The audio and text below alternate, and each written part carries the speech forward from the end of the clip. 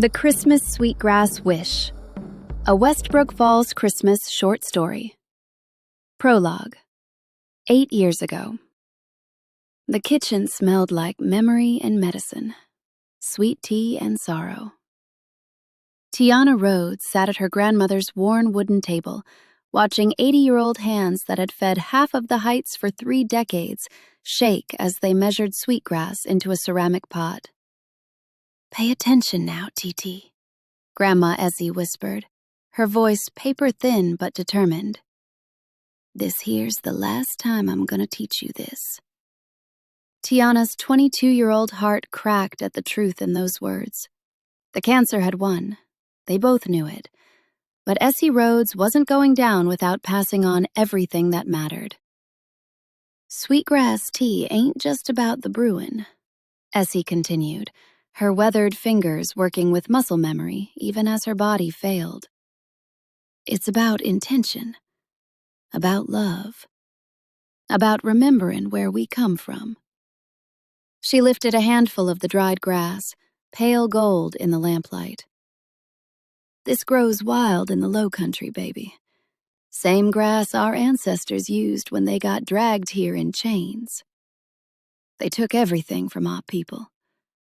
Everything but what they carried in their hearts and hands." Tiana wiped tears with the back of her hand.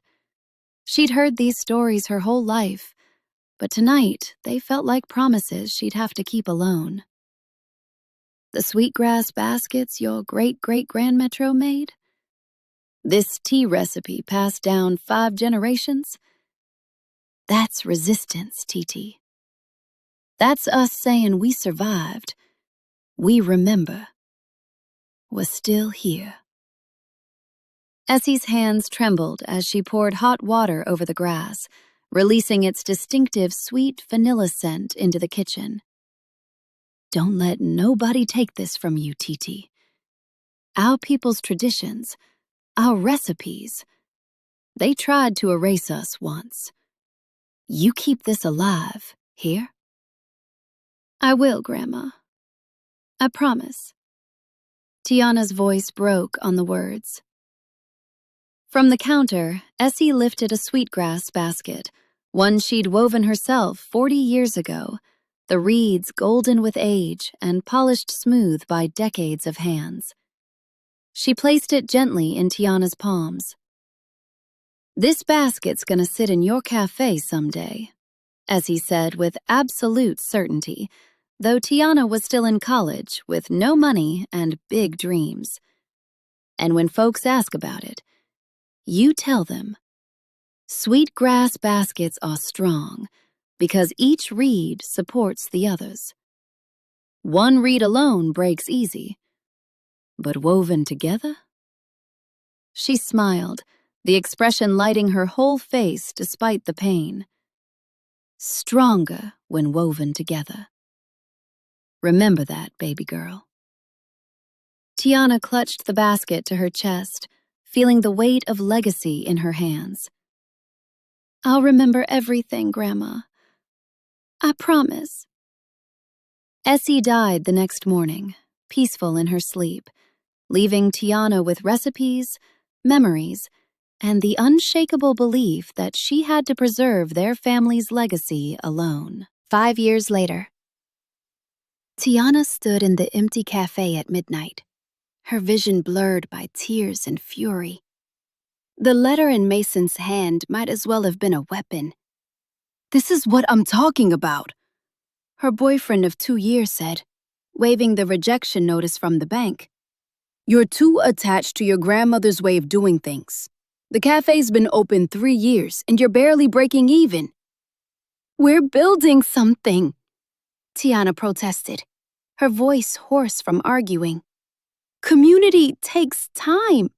"Community doesn't pay rent," Mason cut her off. "Look at this place, Tiana. Really look at it." She did look. At the mismatched vintage tables Grandma Essie had collected over decades, each one with its own story. At the paintings by local Black artists covering the sage-green walls. at the display case filled with sweet potato biscuits made from a recipe that predated the Civil War, at the Sweetgrass basket sitting prominently on the counter, exactly where her grandmother said it would be. "I see my grandmother's vision," she said quietly. "I see stubbornness that's going to cost you everything." Marcus moved behind the counter like he owned the place, and something cold crawled up Tiana's spine. "We need to modernize. Pre-made biscuits from the commercial supplier. Generic coffee instead of your expensive small batch stuff. Lose the ethnic items that confuse customers." "Ethnic items?" Tiana's voice dropped to a dangerous whisper. "The Sweetgrass tea, the Gullah rice dishes, the artwork." He gestured dismissively at a painting of the Heights Historic Church. "We need broader appeal, mass market. I've already talked to a designer about rebranding. Something cleaner, more contemporary, less specific." The word hung in the air like a slap. Less specific. Less black. Less her. "No." Tiana moved to stand protectively in front of the Sweetgrass basket. "Absolutely not." Mason's face hardened. "You're letting a dead woman's dreams hold you back from success." The words hit like physical blows. "That dead woman raised me. That dead woman's dreams are the only reason this place exists. And that dead woman's dreams are going to bankrupt you." Marcus pulled out his phone, scrolling through photos. "I've already researched competitors. Look at how successful they are. Neutral decor, familiar menu items, broad demographic appeal. We could triple your revenue in 6 months." "By erasing everything that makes this place special?" "By making smart business decisions instead of emotional ones." He stepped closer, his voice taking on the patronizing tone she'd grown to hate. "Tiana, I'm trying to help you. I have the business background, the connections, the vision to make this work. But you have to trust me. You have to let me lead." There it was. Anthem she'd been avoiding for months. Mason didn't want to support her dream. He wanted to control it. Remake it in his image. Turn her into someone more palatable, more profitable, more manageable. "Get out." Her voice was steady now, calm as deep water. "What?" "Get out of my cafe. Get out of my life. We're done." Mason laughed, the sound cruel and disbelieving. "You're choosing this place over our future? Over me?" "I'm choosing myself. Something I should have done months ago." "You'll fail without me, Tiana. You'll fail alone." He headed for the door, then turned back for one final shot. "You're too proud to let anyone help you. That pride is going to cost you everything." After he left, Tiana sank into the chair behind the counter, surrounded by the silence of her grandmother's legacy. She touched the Sweetgrass basket with trembling fingers, remembering Essie's words, "Stronger when woven together." But what happened when you couldn't trust anyone else to weave with you? What happened when every offer of help came with strings attached? When every partnership meant losing pieces of yourself? "I'd rather fail alone than succeed as something I'm not," she whispered to the empty cafe. The basket held its silence, keeping its secrets about strength and togetherness, while Tiana learned to build walls instead. 5 years ago, Justin Chen discovered his family was 3 weeks from losing everything on a Tuesday night in December, sitting in Riverside Grill's empty dining room with bankruptcy papers spread across table 6. His hands shook as he read the numbers. medical bills from his father's heart attack, more bills from his mother's breast cancer treatment. The restaurant's revenue down 60%, while his parents fought their separate battles with mortality. Most devastating of all, his father's signature on loan documents Justin had never seen before. James Chen had borrowed against the restaurant, their home, everything, and told no one. "How long have you known?" Justin asked, when his father finally emerged from the kitchen, looking 20 years older than his 53 years. 6 months. James Chen sat heavily across from his son, unable to meet his eyes. "I kept thinking I could fix it. Work more hours, cut more costs, figure something out." "Dad," Justin's voice broke. "Why didn't you tell me?" "Because I'm supposed to provide for my family. What kind of man can't do that? What kind of father lets his son worry about adult problems?" On the table between them sat Justin's acceptance letter to Wharton's MBA program. Full scholarship. The culmination of 4 years of undergraduate excellence, the golden ticket to the kind of corporate success that could lift the entire family. Classes started in 6 weeks. "I can defer," Justin said quietly. "No." James Chen's voice turned sharp. "You will not sacrifice your future for my failures." "It's not a sacrifice if it's a choice." Justin picked up the acceptance letter, staring at the University of Pennsylvania letterhead. "And it's not your failure. It's life. It's family." They sat in silence while the weight of 3 generations of sacrifice pressed down on them. James Chen had worked 18-hour days for 30 years to build Riverside Grill from nothing. He'd sent his son to college on restaurant profits and unwavering determination. Now that same son was watching everything crumble. "I need to think," Justin said finally. He drove around Westbrooke Falls for hours, past the apartment complex where he'd grown up, past his elementary school, past the Heights where some of his earliest customers lived.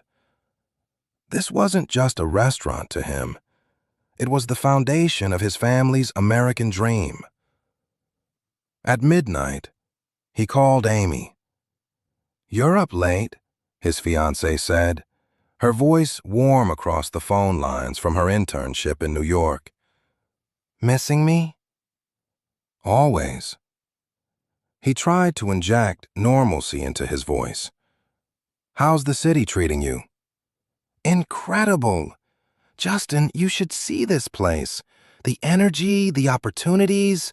I've already got contacts at 3 different consulting firms.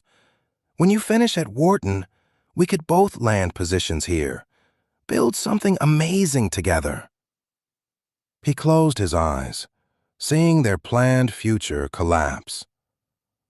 "Amy, I need to tell you something." He explained everything: the debt, the timeline, his father's pride, the impossible choice between family and future. The silence stretched so long, he thought she'd hung up. "You're not serious," she said finally. "Dead serious." "Justin, you can't throw your life away for a restaurant. Come to New York with me. Your parents are adults. They'll figure it out." "They're my family." "I'm your family too. I'm supposed to be your future wife, remember? You have a full scholarship to Wharton. Do you understand how rare that is? How many doors that opens?" "I understand perfectly. But they need me here." "I need you here, with me, building the life we planned." The ultimatum hung between them like a blade. "Choose," she was saying. Choose me or choose them. Choose success or choose sacrifice. Choose the future or choose the past. Justin stared out at Westbrooke Falls' quiet streets, at the community that had shaped him, at the restaurant lights still glowing in the distance, where his father was probably working late, too proud to come home and face his family's fear. I choose family. Then you're choosing to be small. Have a nice, small life, Justin. I hope it's worth it. The line went dead. 6 months later, after working 3 jobs and negotiating with every creditor in South Carolina, Justin had saved Riverside Grill. His father's health improved. His mother's cancer went into remission. The family spoke to each other again. But the cost had been steep, not just financially, but emotionally. The stress had aged him beyond his 24 years. The isolation had left him questioning every decision. And Amy's words echoed in his head whenever he wondered about the path not taken. You did the right thing, his mother told him one evening as they cleaned the restaurant together. The hardest thing, but the right thing. Then why do I feel like I lost everything? Sarah Chen stopped wiping tables and looked at her son. Really looked at him. Because you're grieving the future you thought you wanted. But that future wouldn't have made you happy, baby. Not if it meant abandoning the people you love. How do you know? Because I know you. Your heart is too big to be happy in a small life, even if that life looks successful from the outside. She touched his cheek gently. The right person will see helping others as your strength, not your weakness. When will that person show up? When you're ready to let them. Justin looked around the restaurant his family had nearly lost, at the photographs of 3 generations of customers covering the walls, at the community space they'd preserved through sheer will and collective effort. I hope so. Present day. 5 years later, Justin still hadn't found that person. He'd dated, casually, carefully, but no one understood why he'd chosen Westbrook Falls over Wall Street, why he worked in his family's restaurant instead of climbing corporate ladders, why community mattered more than career advancement. He'd begun to think Amy had been right. Maybe he was meant for a small life.